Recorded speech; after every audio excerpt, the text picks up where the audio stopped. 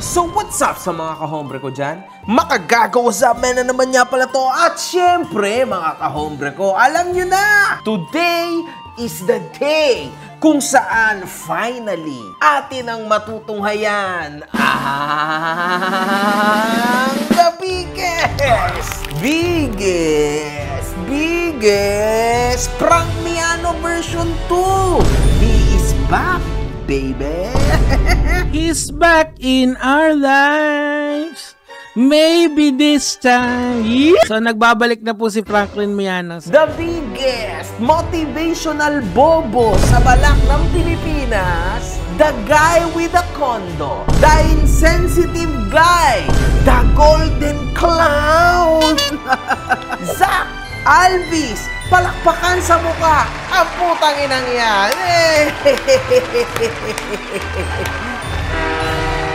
San Pabloy! Hinahanap mo ba ako sa Facebook? I-follow mo na ako. Ito ang page ko. Si Zach Alvis ay isang Filipino influencer, filmmaker, entrepreneur at founder ng Ascend Studios, isang photo and video production team based sa Australia. Wow! This guy is, paano ba sabihin yun? Impressive! Successful! At meron siyang 7,920 subs sa YouTube, 370k followers sa TikTok at 1.1M followers sa Facebook. Previously, kilala din siya bilang si Zach from Australia. Bago tayo dumako sa mismong issue, talakayin ko lang muna ang additional info na galing sa mga kahombre ko tungkol kay Zach Alvis. Note, galing ito sa iba at hindi sinasabing sang-ayon ako dito o totoo ito. Ating pakinggan, mga kahombre ko. Ayon sa isang netizen, si Zach ay ipinagmamalaking galing sa hirap mula sa pagka-international student ito hanggang sa maging businessman na siya. Ngunit, nabuking ang lahat nang lumabas na ito pala'y pumato lamang sa AFAM at nagne-networking kaya pumera. Okay? Networking na naman. The Frank Miano effect. Gulat ka, no? Pakyo ka, gago. Di nakakatawa ha. Malis ka na. Frank, nasa ka na? Ikilig talaga ako. Ayon sa kanya, si Zach ay niluluwalhati ang kanyang storya upang makangalap ito ng mga Pinoy na pumunta sa Australia at maging mga estudyante doon. Ngunit, ang totoong intensyon pala nito ay isang malaking clickbait lamang at binubulag ang mga viewers ito upang mag-avail sa immigration company niya.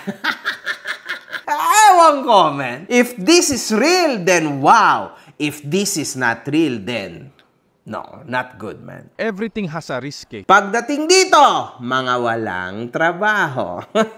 Patay. Oy, landlord. Landlord, ang tawag sa akin. Sabi ko, gusto ko yung maging landlord. Ayon din sa kanya, isang malaking bulaan ang pagsaad nitong kumikita ang mga Pinoy international students doon ng 5,000 to 7,000 Australian dollars a month. Well, fake news daw. Sinabi rin itong nang makapagtapos ang mga Pinoy sa Australia ay uuwi silang walang mapasukan o napasukang trabaho. Wow.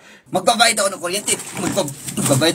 Di ba ako kakabayad? Tapos hindi man kayo makapag-ano. Ika rin ni Zach ay tamad ang mga taong hindi nakakaabot ng 100,000 pesos kada taon sa kanilang mga kita, mga kahombre ko. Ayaw na mag-aral eh. Eto pa, mga ini-interview niya, scripted, mga feeling matagal na sa Australia, pero mga 3 to 4 months pa lang pala. Wala din resibo, mga fake news ba? Para lang takamin yung mga aspiring na mapunta dito. Oh my God. Pag inas kung paano siya na PR, ayaw sagutin. Kasi it contradicts his inspirational, motivational shit. Kunwaring laki sa hirap, pero di naman. Sa sobrang gipit, nagpakasal sa AFAM. Ayan po ang sabi ng netizens na to. And ito po, yung patunay na siya ay nagpakasal sa isang Australian citizen. No? Makikita po natin dito. I never do ligaw. Fuck that ligaw. Now, meron ding isang post, mga kahombre ko, sa group page noon kung saan ay tinatanong ito si Zach ukol sa kanyang storya. And now, mapapansin natin na hindi na po Zach in Australia ang pangalan niya, kundi yung buong pangalan na niya.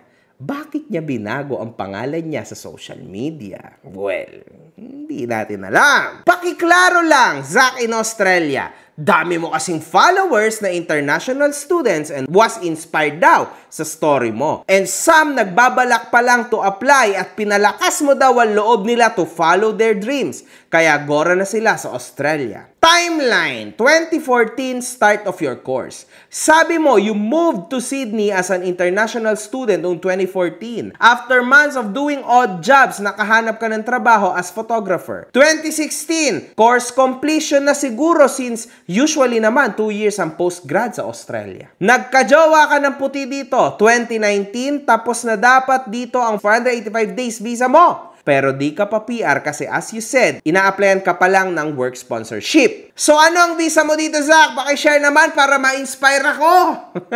Your boss was going to sponsor you for work visa and they have actually started the process pero you declined. Quit your job then started your own business. 2020, you proposed to your AFAM partner, then 2021, kinasal kayo. Pakishare naman kasi di ko sure kung ano ba ang pathway to PR.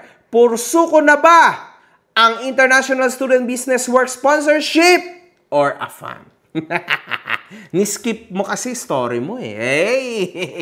Hindi tayo sure dito ha. Kumbaga, binabasa lang natin to ayon sa isang anonymous member. Sa kalaunan ng bagyo, mga kahombre ko, nagbabagyuhan po sa kasalukuyan sa Pilipinas. Nagawang magkaroon ni Zack Alvis ng isang post ukol dito. In moments like this, doon mo masasabi na worth it yung condo investments mo. Ang daming binabaha, may tulo sa kisame, lumilipad yung bubong. Pero pag high quality condo, in most cases, sara mo lang bintana mo, okay ka na. Resume Netflix ka na ulit.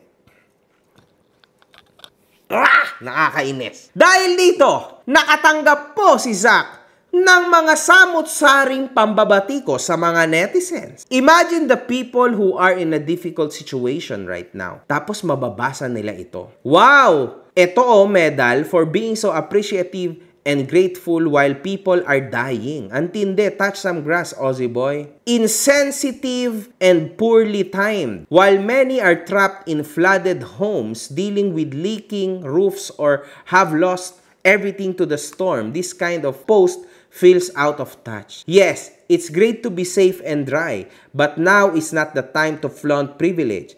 It's a moment to show empathy, not to make others feel worse about what little they have left. Nasa Australia ka pala kaya out of touch ka, bro. Now I understand. Huwag kasi puro Netflix. Try mo manood ng news para makita mong sitwasyon ng walang-wala. It's very sad, mga kahombre. Nakaka-touch. I mean, magandang advice kaso sobrang wala sa timing. Isipin mo, binaha ka, naghahanap ng tuyong damit, nagugutom ka. You are at your lowest point in life. Tapos may lumapit sa'yo nagsabi, dapat nag-invest kayo sa magandang tiran, di sana Netflix and chill na lang kayo ngayon. Ano mararamdaman mo? Nagawang magbigay ng komento ni Zack dito sa pangyayari. This isn't a dig at people who can't afford or choose not to invest in condo. It's simply a reminder to focus on what matters most to you. Condos aren't just about cash flow or equity appreciation.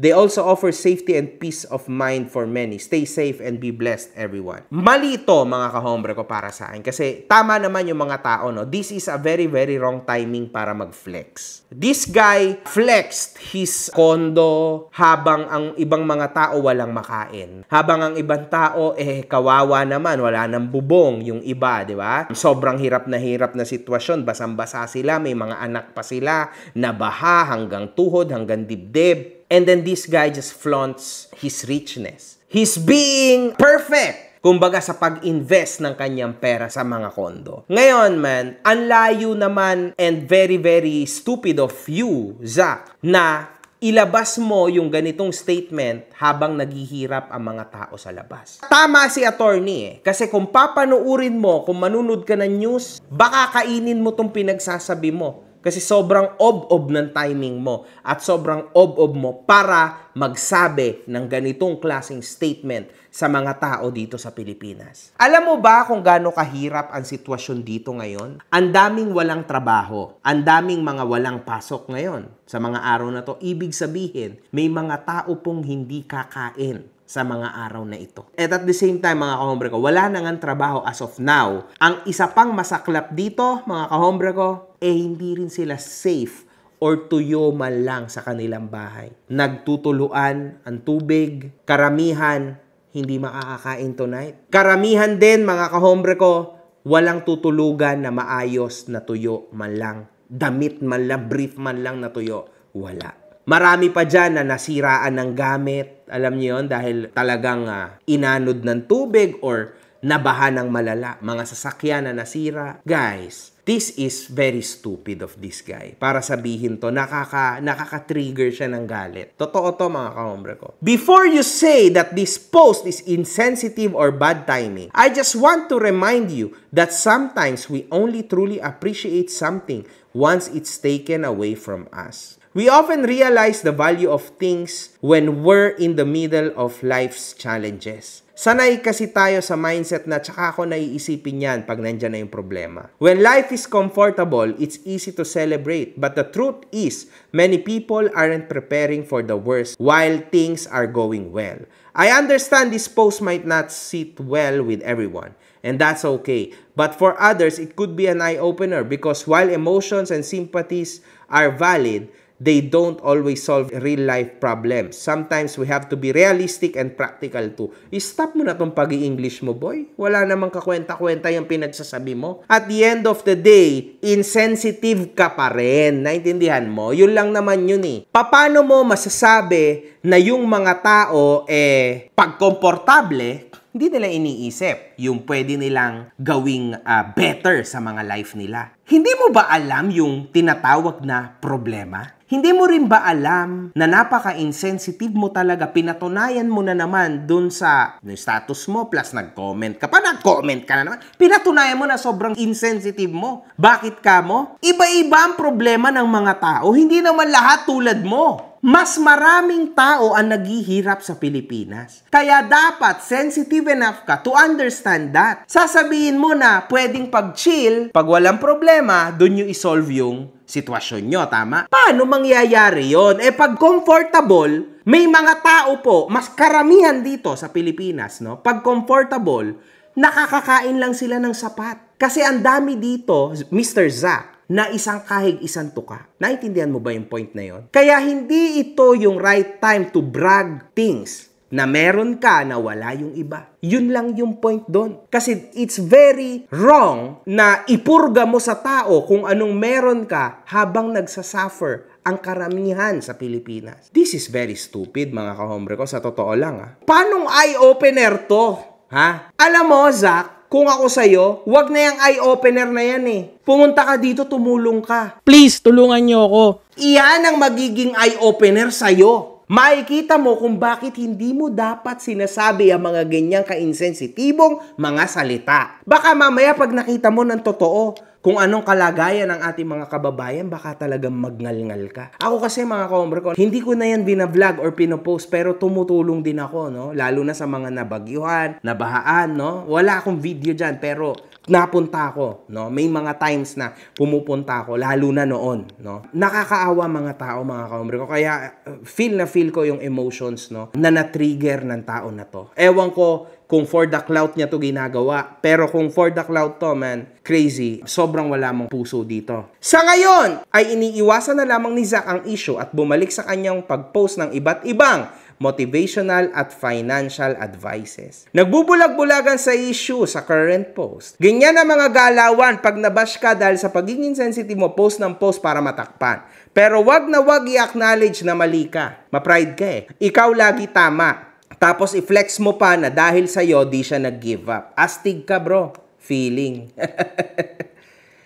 Mistake. At nagawa ring i-repost ito ni MG, mga kahombre ko. sa kanyang page at nagawang magbigay ng sari-saring mga komento ng netizens. Isa na dito ang ating kaibigan na si Rendon Labador. Isang tanga na naman ang natagpuan sa gitna ng bagyo. Isang patunay din ulit na hindi lahat na nag-i-English ay matatalino, sabi ni Rendon. Yan si Zach Alvis used to call his channel Zach in Australia. He changed it because people didn't buy his persona, kaya umalis yan dito. He was even kicked out of our Pinoy forum sa Melbourne because he violated terms and conditions of the group. Some groups here in Melbourne were pushing him to be the next big thing by constantly giving him exposure, either through guest appearances and brand promotions. Pero the cracks started to show. Zach then started peddling misinformation about the earnings of student visa holders, and he was blasted online. Recently, he's been targeting New Zealand naman. Wow. He presents a rags to riches story, but in reality, he isn't.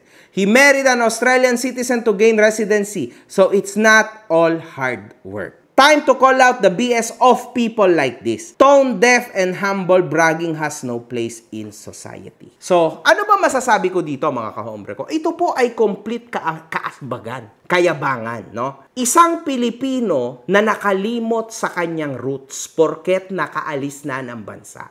Mga kahombre ko, maraming ganyan. Alam nyo ba, marami ako na-encounter ng mga Pilipino na ganyan. Sila pa mismo nagbababa sa'yo. Bilang OFW to sila pa mismo ang titira sa'yo, pagchichismisan ka sa ibang lahi, sisiraan ka sa ibang lahi. Normal yan, mga kahombre ko, na ugali ng Pilipino sa ibang bansa. And lalong-lalo na, yung nakakalimot sa kanyang roots. Hindi na namin kailangan yung mga kagaya mong banyaga. Di na kumakain yan, ang mga pagkain natin, di na yan. Kasi Australian na yan. Pero ako, never ko ginawa yan. Kahit half Pinoy lang ako, I'm very proud of it, man. I'm very, very proud of it. Partida na to, mga kahombre ko, nanay ko lang ang Pilipino. So, dapat actually, hindi ako proud Pinoy. Kasi half lang ako, nanay ko pa, di ba? Pero hindi. I'm very proud. And hopefully, mga kahombre ko, itong mga gantong tao, palipasin na lang natin. Wala namang bilang yan sa society natin dito sa Pinas eh. Diba? Total, Australiano na tong hinayupak na to. Hayaan na natin siya. So yun mga kahombre ko. May bago pong update tungkol dito sa Zach Alvis na ito, no? Hey everyone! I want to sincerely apologize for what I said in my recent post. It was insensitive and irresponsible, especially given the situation so many are going through right now. Tama naman. Huwag po natin kalimutan, ito po si Boy, sarhan ng bintana at buksan ng Netflix. Coming from the bottom myself, growing up in Valenzuela and Malabon, getting soaked in floods at church and school, and doing life alongside people who face the same hardships, I should have known better. Yan, actually may point naman sinasabi niya. I've always been self-aware of a flaw I carry. I often lack empathy. Even as a kid, when I saw someone homeless on the street, my first instinct was to ask how they got there instead of simply offering help. Ewan ko. Medyo nakakabwisit na naman yung atake niya dito. Bakit mo pa yung sinabi? Dapat apology lang. Ano-ano pang dinagdag nito? My God. My default mindset tends to focus on solutions, often overlooking the feelings and experiences of those around me. That said, I want to genuinely apologize to anyone I may have hurt or offended. My goal has always been to inspire, motivate others despite my own imperfections. I'm not better than anyone, and I never meant to come across as entitled or out of touch. I'm taking this as a moment of learning. Yan! Eto, maganda to mga kahombre ko. I'll do better and I'll be better. I appreciate those who called me out with love and honesty. My heart goes out to everyone facing difficult challenges right now. I'm really sorry. So, enough niya po ang comments dito, pero hindi po siya makakaligtas sa mga shared posts. Sabi po ng iba't ibang mga netizens, closed comment section by the motivational bragger. Okay, nagsorry na ako. Resume Netflix na ulit. This is how you accept accountability. We all make mistakes, and what matters the most is how you learn from it. Okay, may mga fans din naman siya. Hindi lahat ng POV mo nakaka-inspire at motivate, at lalong hindi lahat ng problema sa mundo, pera ang sagot, nakakainis. Ito, mga kahombre ko, ito, malupit to.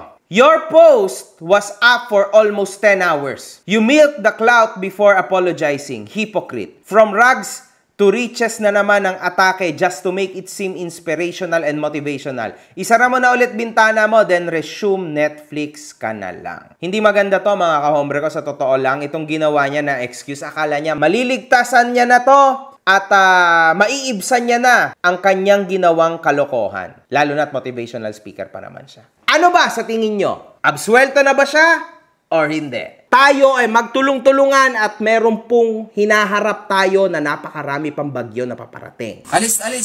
Si Makagaga, what's up, man? Hopefully ay makatulong sa inyo, pero hindi ko na po yan i-video. Pupunta rin ako upang magbigay ng tulong. Walang good fucking vibes. Mga putang ina nyo kayo.